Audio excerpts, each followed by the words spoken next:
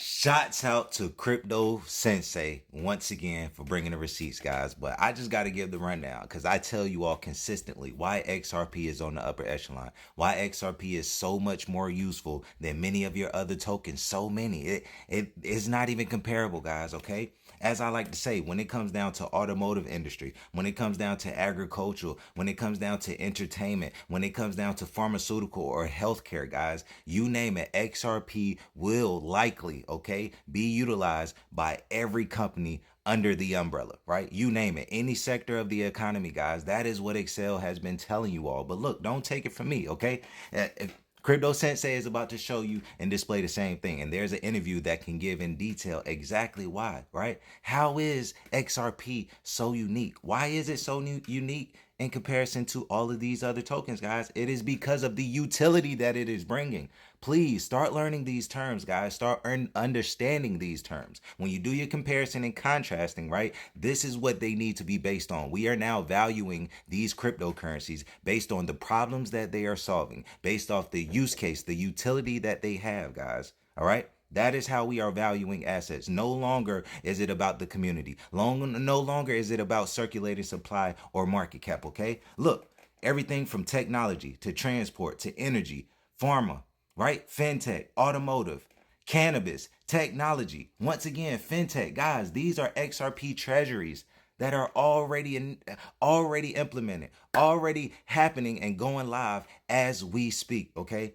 This is why this is such a major deal, guys, okay? But he's going to explain the connection between the EVM and the largest developing network, okay, which is Ethereum. All right, this is part of why that EVM sidechain was such a major big deal, guys, because of how much more XRP will be used besides just within the XRP ecosystem. All right, so check this out. I did think this was a great clip. I did want to talk about this because people are underestimating the impact this is going to have to the XRP space. Let's play it. With the XRP EVM, I think it is smart to move to the biggest ecosystem in the world because what it does is it unlocks interest to a whole swath of Ethereum developers, right? The fact that you're built on an EVM enables that. XRPL EVM is built on Cosmos, and being built on Cosmos gives you access to something called the Axelar Bridge. The Axelar Bridge makes you cross-chain immediately. It's the XRP asset that makes the XRP EVM an exciting destination for development. The XRP asset itself is extremely unique relative to its peers. Why? First, it is pitched as a cross-border payment neutral asset.